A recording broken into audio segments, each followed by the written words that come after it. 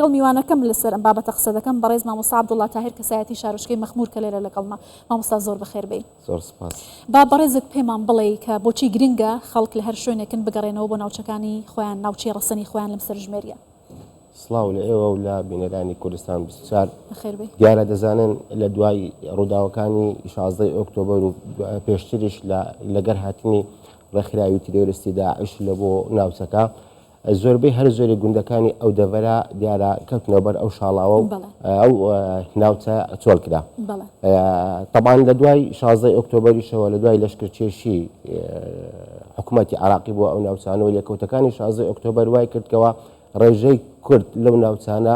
ئەکەم بێتەوە تەنها ناو سنتەری قەزای مەخمور نەبێتن ئەگەرنا ناحیەی قەلاز و گوندەکانی دەتوانن بڵێم ڕێژەیەکی یەکجار زۆری کورد تێدا نیشتەجێیە بۆیە ئەوەی کە گرنگە بەنسبەت ئێمەوە هەتا دەکرێتن کوردی ئەوەی کە بڵێن لەو شوێنانە مەسقەد ڕەئسیان ئەو شوێنانەیە بگەڕێنەوە بۆ قەراز و مەخمور و لەوێندەرەی خۆیان ناونوس بکەن. ئەمە بۆ جارێکی دیکە دەستنیشانکردنی ڕێژەی کورد لەو ناوچانە چەندە گرنگە و هاوڵاتیان تا چەندە دەبێ ئەم بەرپرسیارەتی هەڵبگرن. طبعا لە بۆ پاراستنی ناسنامەی نەتەوەی ئەو ناوچانە پێویستە هەر تاکێکی کورد لەو سنوورە خۆی ناونوس کرد بێتن و ئەو چەند سعاتێک ماواتە 12 شەوەگەر هەڵا نەبم هەموو کوردێک پێویستە بگەڕێتەوە لەوەی دووبارە بتواندرێتن ناسنامەی ئەو شوێنانە بە کوردی بمێنێتەوە. بەڵێ باشە وەکو کەسایەتیەکان چه هەوڵێکتان داوە بۆ هاندانی خەڵک بۆی کە بتوانن لەو ناوچانە کاریگەریتان لەسەر خەڵکەکە هەبێت بگەڕێنەوە خۆیان لەسەر ژمێری تۆمار بکەن؟ طبعا بخۆشحاڵیەوە هەر لەگەرت ئەوەی کە سەرژمێری لەو ناوچانە دەکرێتن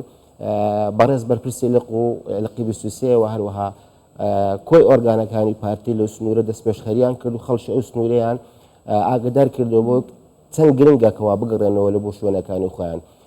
و هەوڵێکی تریش لەلایەن قایمەتی مەخمورەوە کە کۆی حزبولایەنە سیاسەکانی لەو شارۆچکەیە بە یەکەوە کۆبوونەوە لەوەی هەموو حزبولایەنەکان خەڵکی خۆیان با بڵێن ئاگادار بکەنەوە لە گرنگجی گەڕانەوەیان لە بۆ ئەو شوێنانە ئاگاداریان بکەنەوە کا بێن